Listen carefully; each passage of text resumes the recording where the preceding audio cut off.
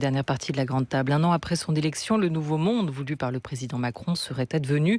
Pour le meilleur et pour le pire, certains en viendraient presque à regretter l'ancien. Alors quelle rupture, quel fondement? Invité pour en parler, Michel Crépu, écrivain, critique littéraire et rédacteur en chef de la Nouvelle Revue littéraire française. Pour son nouveau numéro, il a conduit un long entretien avec le président de la République sur son rapport avec la littérature. L'ancien directeur de la Revue des Deux Mondes fait par ailleurs paraître chez Gallimard Un empêchement, ouvrage essai dans lequel le Penelope Gate est un prétexte à faire le tableau d'une époque désertée par l'histoire et la politique. Bonjour Michel Crépu. Bonjour. On va revenir sur cet entretien que vous avez notamment conduit avec Emmanuel Macron dans la Nouvelle Revue française. Entretien donc à lire dans ce numéro de mai. Dans Un empêchement, votre essai, vous qualifiez les discours du président de jus de crâne macronien et sa personne d'adolescent surdoué, ayant l'air d'avoir fait ses études à Poudlard, clin d'œil à Harry Potter, plutôt que chez Ricoeur. Ce qui ne vous a visiblement pas rebuté, puisque pour la NRF, vous l'interrogez sur la longueur. Est-ce que sa parole vous a cette fois paru plus limpide que du jus de crâne? Très étrangement, elle m'a paru à la fois très claire et en même temps assez mystérieuse. D'où d'ailleurs la persistance dans mon appréhension de la chose du personnage de Harry Potter, qui est un personnage extrêmement intéressant, précisément pour cette raison. C'est un sorcier, Macron ? C'est un sorcier qui ne livre pas sa méthode, mais qui entretient avec la réalité des rapports d'une étrange abstraction, et en même temps très précise, très rigoureuse. Donc il y a quelque chose à comprendre là, une sorte d'énigme à saisir, qui m'intéresse en tout cas. Est-ce qu'il a juste des trucs, des recettes, un grand livre dans lequel qu'il ouvre de temps en temps et dans lequel il va piocher de quoi faire un tour de magie? Ou est-ce qu'il y a quand même vraiment un fond, un contenu, une matrice que vous avez réussi à percevoir dans cet entretien? Oui, il n'y a pas qu'un discours de la compétence technique. Le discours de la compétence elle-même, elle est là, et tout le monde le voit bien. Mais c'est pas le plus important. Le plus important, le plus difficile à saisir, c'est ce qu'il y a derrière. Et donc quelque chose qui ne peut pas se résumer à une pure combinatoire de techniques d'appréhension de la réalité. Il y a autre chose. Je ne sais pas très bien quoi, mais il y a autre chose. Vous avez dit qu'il n'aime pas expliquer finalement d'où il pense.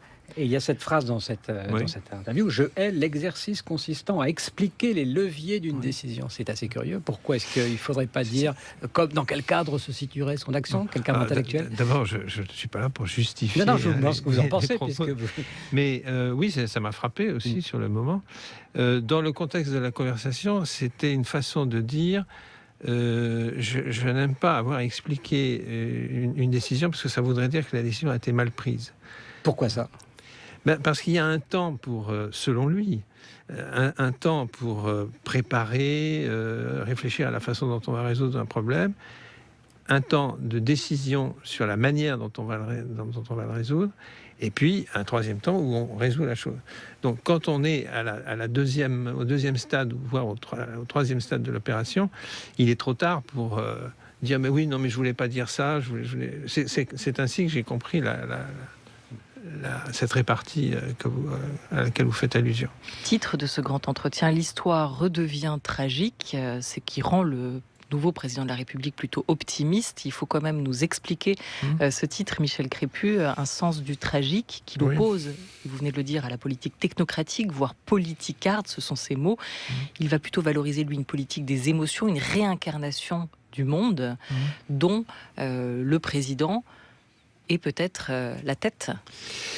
Alors, sur le tragique et l'optimisme, là non plus, je ne prétends pas être le devin, enfin plutôt l'exégète de la parole présidentielle, je ne suis pas là pour ça, mais ce qui me paraît sensible dans ce propos, c'est la façon de mettre en rapport à la fois une situation actuelle de l'Europe qui, en effet, s'apprête, et déjà d'ailleurs largement en train de vivre un nouveau mode de tragédie, et en même temps ce qui n'est absolument pas contradictoire, une connivence avec l'expérience romanesque. L'expérience romanesque, c'est l'expérience de la contradiction. Je pense toujours à la phrase de Kundera qui définissait le roman comme une mise en suspens du jugement moral. On n'est plus ni dans le bien ni dans le mal, mais on est dans quelque chose qui est plus difficile à saisir. Et ce caractère inédit de la situation européenne peut en effet avoir quelque chose de romanesque et en tout cas d'intéressant pour l'esprit. Donc c'est pas forcément source de dépression, au contraire. L'Europe envers laquelle il a quand même eu des mots assez durs, ce vieux continent de petits bourgeois, ouais. De la part d'un Européen convaincu, prêt à relancer ce projet européen. C'est assez... Je pense que là aussi, c'est lié aux propos qui précèdent ou qui suivent, je ne sais plus, dans l'entretien, sur la manière dont les Européens s'apprêtent plus ou moins bien à vivre une réalité maintenant qui est vraiment la réalité de l'après-Seconde Guerre mondiale. L'Amérique n'est plus là pour protéger, pour prendre en charge des choses que l'Europe n'avait pas la force de prendre en charge. Il va bien falloir assumer un certain nombre de choses. Et là, il me semble que le propos de Macron est relativement clair, là aussi. Oui, là, il prend quand même aussi un peu ses distances avec les pères fondateurs, avec ce qu'on expliquait aussi hier, une vision plus delorienne de l'Europe. Il y a une nouvelle voie, une troisième voie à inventer, à créer, et c'est aussi ce à quoi il veut participer. Oui, en fait, je crois que l'élection de Macron a coïncidé avec un effondrement.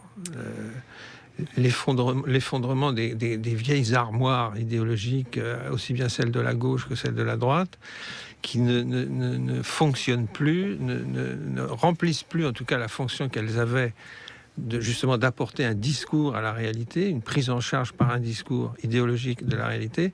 Ça ne marche plus, c'est effondré. Et Macron se retrouve héritier ou dépositaire d'une situation totalement chaotique où les choses ne sont plus nommables comme elles l'étaient auparavant. On ne sait même pas comment s'appellent les ministres. Enfin, c'est tout à fait extraordinaire. Et donc, on est dans une situation de ce type qu'il m'amuse, entre guillemets, de comparer avec la situation de Bonaparte après la campagne d'Italie, où c'est pas du tout une comparaison sur le despotisme, mais une comparaison sur la solitude de quelqu'un qui se retrouve en charge d'une situation qu'il n'avait peut-être pas envisagé d'avoir aussi vite. On va y venir. Il y a quand même un double paradoxe, ou en tout cas un premier à souligner dans ce que vous venez d'évoquer, c'est que d'un côté, il vous dit, les gens vous reconnaissent comme un des leurs si vous ne les prenez pas de haut. Voilà la manière dont il parle aussi des citoyens et de son rapport avec les Français, le peuple qu'il représente. Et en même temps, Antoine l'évoquait à l'instant, sur la méthode, il assume cette part parfois univoque, unilatérale de toute décision. Il dit haïr l'exercice consistant à expliquer les leviers d'une décision. Et au fond, il a une pratique très verticale du pouvoir. La phrase, ou le propos où il dit qu'il ne faut pas mépriser les gens, quelque chose comme ça, est lié à un commentaire des funérailles de Johnny Hallyday et de la difficulté qu'il a eue à ce moment-là à écrire le discours qu'il avait prévu de prononcer, qu'il a fini par prononcer d'ailleurs plus ou moins bien, parce que sentait bien que la foule qui était là n'attendait pas forcément ça. Et c'est à partir de là que se développe ce propos sur la relation aux citoyens, aux gens à qui on s'adresse. Il croit, lui, en l'autorité de la parole. En tout cas, sa vision et sa définition de la modernité, on l'entendait en ouverture de cette émission, Michel Crépu. Quel est ce nouveau monde pour vous qu'il s'est bâti et qu'il a construit, lui aussi, sur l'effondrement de ces grandes familles idéologiques du 19e et du 20e, en faisant d'une certaine manière, en tout cas dans le discours, table rase, parce qu'il a fait campagne là-dessus. Oui, c'est paradoxal, c'est même contradictoire. Je suis étonné d'ailleurs que, ayant lu assez tardivement l'ouvrage Révolution, ce paradoxe ne soit pas aussi sensible, alors qu'il l'est vraiment. Et je ne crois pas que pour l'instant, au point où on en est, il ait déjà construit quoi que ce soit. Il est plutôt dans la situation de quelqu'un qui sait qu'il doit construire des choses, parce que sinon ça n'ira pas. Et donc il y a une espèce de condition sine qua non, là, une injonction d'agir dans le champ de la société, de la politique, mais on est encore très loin du compte. Oui, parce que vous dites que les discours, les armoires idéologiques anciennes se sont effondrées, puis il se retrouve lui-même à devoir prendre en charge la situation d'aujourd'hui avec un récit, un discours qu'il déploie. Est-ce que c'est pas lui finalement le discours? Est-ce que c'est pas ça le... D'une certaine manière, pour l'instant, c'est lui. C'est aussi le côté bonapartien du personnage, qui, en effet, se retrouve... C'est la chose qui m'a le plus frappé durant cet entretien. En réalité, c'est sa solitude. On a quelqu'un qui est conscient de tout ce dont nous venons de parler, et qui, en même temps, éprouve une forme de solitude quant à la manière dont les choses peuvent se mettre en route et en construction. Mais est-ce qu'il y a quand même une pensée? Parce qu'on voit bien dans l'interview aussi qu'il y a des tas de références historiques. C'est pas du tout quelqu'un qui dit « je vais m'adapter à la situation, on va voir ce qui se passe ». Il est porté aussi par une histoire. Aussi, ça, Bon, mais enfin, il parle des rois, il parle d'Henri IV, etc. On voit bien, et il parle de l'incarnation aussi du pouvoir. Donc on voit bien quand même qu'il se met en situation, d'une part, d'exister dans ce nouveau récit, et peut-être quand même aussi de développer un discours sur la France. Est-ce que ça se dessine? Peut-être aussi, ce que vous dites est très juste, mais peut-être que Macron est plus conscient de la difficulté d'incarner, justement. Et c'est le côté Harry Potter. On est un peu dans l'impalpable et dans quelque chose qui n'arrive pas à prendre. D'où d'ailleurs peut-être une certaine surenchère dans la rhétorique, très au point, très forte. La discussion avec Plenel et Bourdin l'a montré d'une façon cruelle pour Plenel et Bourdin. Et donc je pense qu'il y a la conscience de ne pas arriver encore à fournir un discours qui prenne. Là, on est encore là dans des intentions, des visions, des diagnostics, des façons de parler de la situation, mais on n'est pas encore dans quelque chose qui pourrait faire qu'on se dise ça prend. Oui, mais a priori, quand on est un homme politique, on a une idée a priori. Ça vient pas tout seul. Les idées, les visions de ce qu'est un pays, de ce qu'on veut faire. C'est ça qui est curieux. Vous pensez que ça peut venir? Je ne sais pas. Je ne sais pas du tout ce qui va se passer, mais je pense qu'il est très conscient. C'est l'impression qu'il m'a donnée, en tout cas, très conscient à la fois l'impossibilité de faire machine arrière ou de recourir à de vieux discours, et en même temps qu'il faut construire un discours. J'allais même dire, il faut faire une idéologie. Le mot idéologie n'est pas un gros mot. Les philosophes allemands du XIXe siècle le savaient très bien, et ils ont fait le travail. Mais c'est ce travail qui est à refaire. Là. On ne peut pas se contenter simplement, comme il le fait un peu, ou beaucoup de ses ministres, d'un discours de la compétence qui viendrait se substituer à des concepts qui ne sont plus opérationnels. On est d'accord là-dessus. Mais la compétence seule ne peut pas servir de transcendantal. Voilà. Là, il y a un peu une oscillation, une hésitation chez lui là-dessus. En même temps, il n'est pas tout seul, Emmanuel Macron. Il consulte énormément. Ça a été compliqué de l'obtenir, par exemple, cette interview, pour vous? Absolument pas, non. Non, pas du tout. Plaisir pour lui, de quoi? Pour vous, à votre avis, de discuter de littérature, de discuter des liens entre littérature et politique? Écoutez, je ne sais pas pourquoi il a accepté, sinon que peut-être la NRF lui paraissait un bon endroit pour exprimer des choses qu'on ne peut pas exprimer ailleurs. Mais Et pour vous, est-ce que c'était un bon endroit, la NRF, pour avoir cette parole politique ? Vous avez notamment critiqué, déploré la faillite intellectuelle de nombreuses revues françaises. Est-ce que vous pensez parvenir à redorer le blason des revues intellectuelles en y faisant entrer une parole politique aussi maîtrisée que celle d'un président ? Parce que c'est quand même un exercice sous contrôle. exercice sous contrôle, non, il n'y a pas eu de contrôle. Le sien. Il y a eu une relecture, mais pas de contrôle. La façon dont les choses se sont déroulées a été... J'étais même assez étonné de la simplicité avec laquelle ça s'est fait. Alors, est-ce que la NRF est l'endroit idéal pour ça ? À vrai dire, je me suis pas posé la question. Je suis tellement...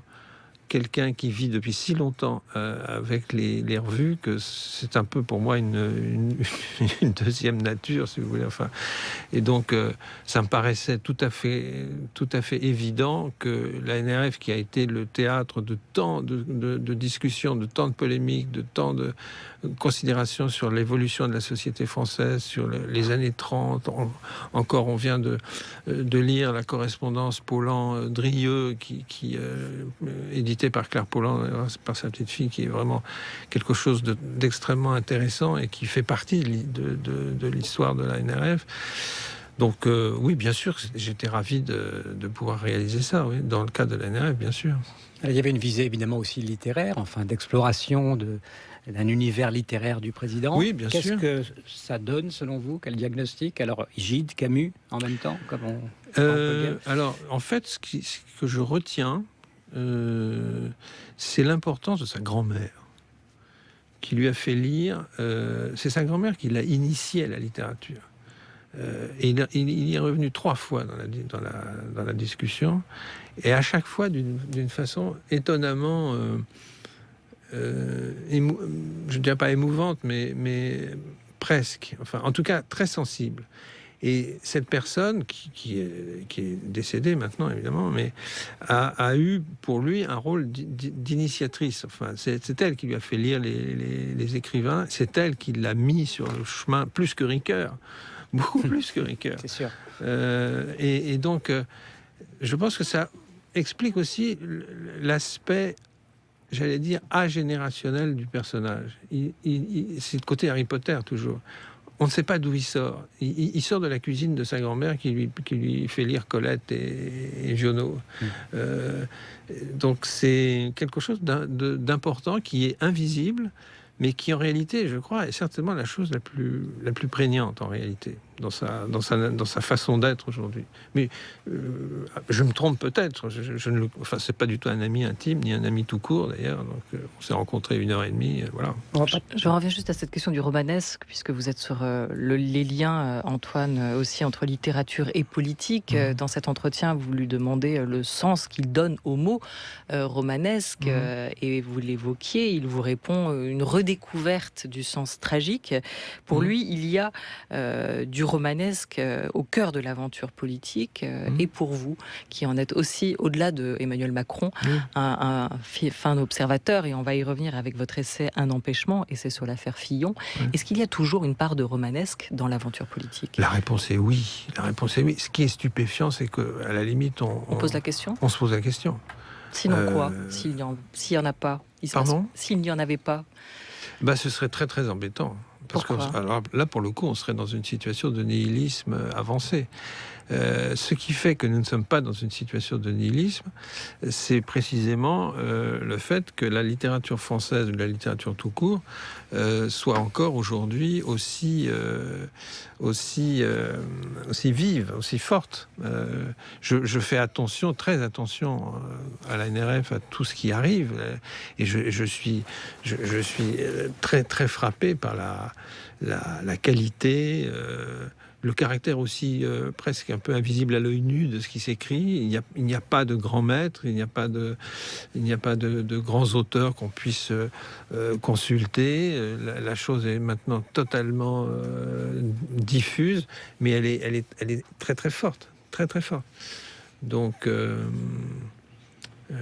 voilà, c'est... Michel Crépieux, en quoi, pour vous, l'affaire Fillon, à laquelle vous consacrez donc un livre, est aujourd'hui une métaphore, peut-être parmi d'autres, ou peut-être la métaphore de l'effondrement du décor politique, comme dans un théâtre? Parce que je me suis rendu compte, d'abord, j'avais absolument pas prévu d'écrire ce livre. J'étais occupé à tout à fait autre chose. Et puis, c'est la réponse d'Éric Woerth à une question qu'on lui posait sur le pourquoi de ce qui s'était passé, ce qui expliquait selon lui la déroute électorale. Et Woerth avait eu cette réponse étonnante. Il avait dit: on a été empêché. Alors, c'était pas tombé dans l'oreille d'un sourd, et je me disais, oui, bien sûr, il a raison. Ils ont été empêchés par qui, par quoi? Du dehors, de l'intérieur, un accident, un ennemi, un complot, etc. Donc j'ai commencé à tirer le fil. Ça m'excitait tout à coup de tirer ce fil, de savoir, de trouver une réponse à cet empêchement. Et puis en tirant le fil, je me suis rendu compte que j'étais en train, en fait, de m'intéresser à quelque chose de beaucoup plus intéressant que l'affaire Fillon, qui est misérable. Enfin, c'est le misérable petit tas de secrets dont parlait Malraux. Ça vaut pas la peine d'y passer beaucoup de temps. En revanche, en tirant le fil, je me suis rendu compte que j'étais en train de, malgré moi, de décrire une nouvelle époque, et que cette affaire avait coïncidé, en effet, avec un effondrement auquel on peut donner une signification plus ou moins grande. J'aime bien les grands décors, donc je serais assez porté à dire qu'on a effectivement vécu un double effondrement, et que Fillon, un peu à la façon de cet insecte rongeur dont on suit le parcours comme ça d'une armoire à l'autre, et qui d'un seul coup fait exploser la machine. Voilà, c'est ce qui m'intéressait. Sinon, je n'aurais pas écrit. On va tirer le fil quand même avec vous, Michel Crépu. Vous êtes notre invité jusqu'à 13h30, auteur de Un empêchement, et c'est sur l'affaire Fillon, un ouvrage qui paraît chez Gallimard.